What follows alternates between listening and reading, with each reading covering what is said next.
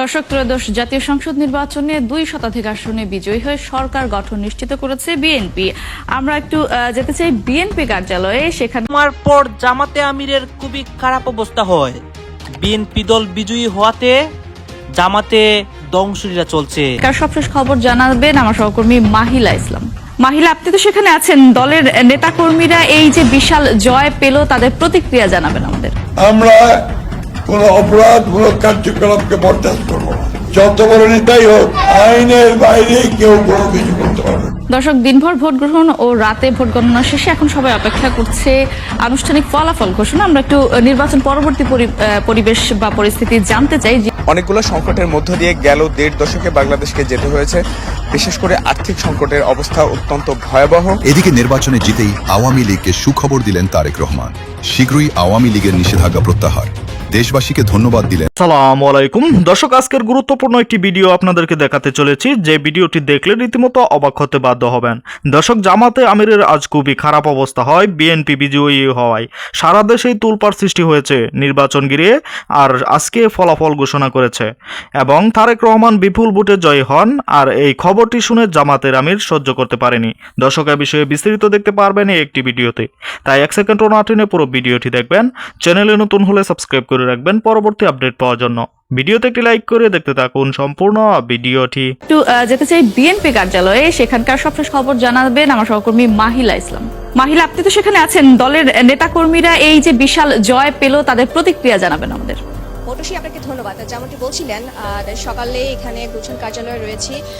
যদি সকাল থেকেও গতকাল সারা দিন ভোট গ্রহণ এবং সারা রাত ভোট গণনার কারণে বিএনপির নেতাকর্মীরা এখন এই কার্যালয়ের সামনে কেউই নেই। আমি যদি একটু দেখাই, এখানে সারা রাত যেই ভোট গণনা এবং টেনশন, সেই পরে যেই বহুল কাঙ্ক্ষিত 192টির বেশি আসনে ভোটে জয়ী হয়েছে। এরপরে এখন বিএনপির চেয়ারম্যান তারেক রহমানের নির্দেশেই কিন্তু নেতাকর্মীরা এখন এখানে মিছিল বা কোনো আনন্দ উৎসব করতে নিষেধ করাতে এখন এখানে কোনো নেতাকর্মীরা নেই।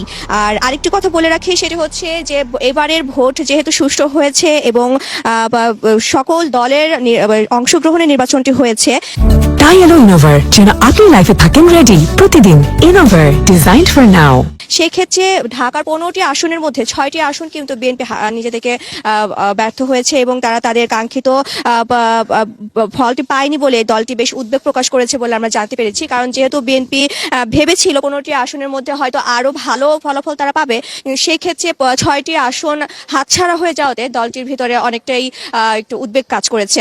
এখন পর্যন্ত সকালের দিকে বিএনপির কোনো কর্মসূচি না থাকলেও কিছুক্ষণের মধ্যে হয়তো বা বিএনপি চেয়ারম্যান তারেক রহমান এই গুলশান কার্যালয়ে আসতে পারেন এবং বেলা 11টা নাগাদ বিএনপি নির্বাচনী পরিচালনা কমিটির মুখপাত্র মাহদি আমিন, তিনি আজকের এই বিএনপি যে কর্মসূচি রয়েছে এবং বিএনপি যেহেতু বিপুল ভোটে এবং বেশি আসনে জয়ী হয়েছেন, সেই ক্ষেত্রে হয়তো কোনো কর্মসূচি ঘোষণা করবেন। তবে বাদ জুম্মার পরে বিএনপির প্রতিটি আসনে দোয়া এবং মিলাদ মাহফিলের মধ্য দিয়ে বিএনপি তাদের এই আনন্দ উল্লাসটি প্রকাশ করবে। তো এই এখন সকালের দিকে এই গুলশান কার্যালয়ের পরিস্থিতিটা এখন এরকমই।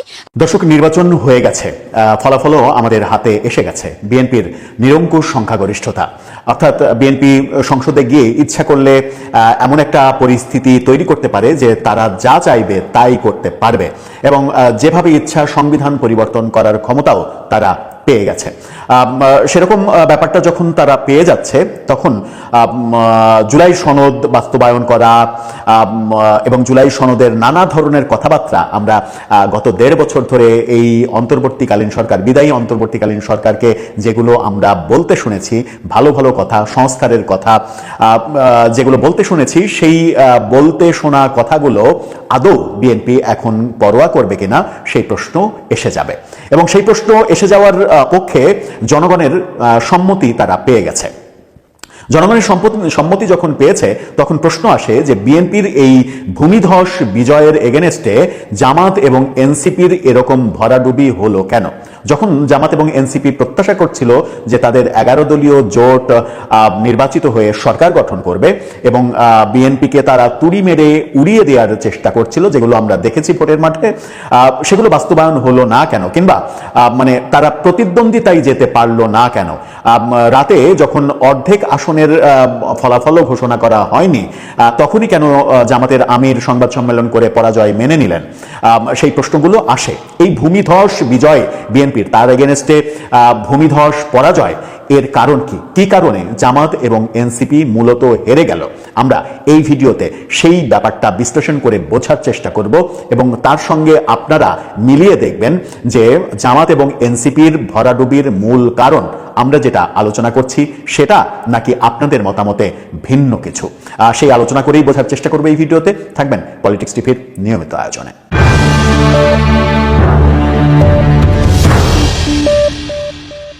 দর্শক, বলছিলাম জামাত এবং এনসিপি জোটের এই ভরাডুবিটা হলো কেন? বিএনপি কেন নিরঙ্কুশ সংখ্যাগরিষ্ঠতা পেয়ে গেল?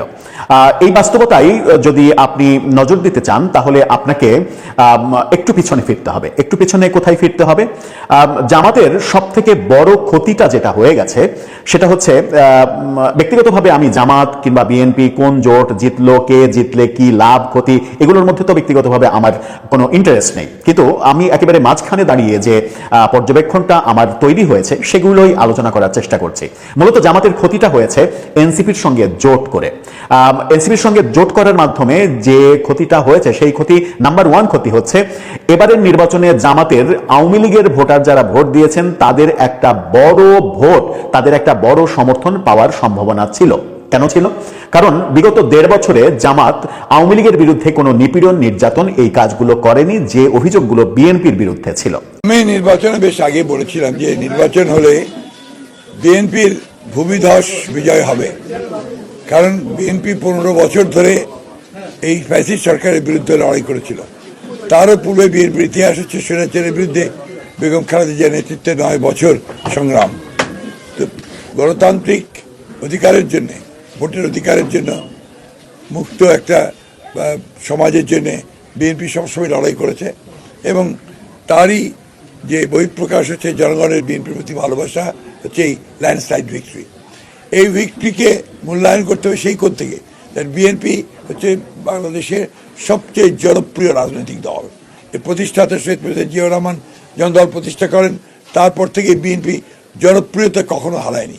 কারণটা হচ্ছে যে বিএনপি সবসময় জনগণের সঙ্গে থেকেছে এবং জনগণের রাজনীতি করেছে।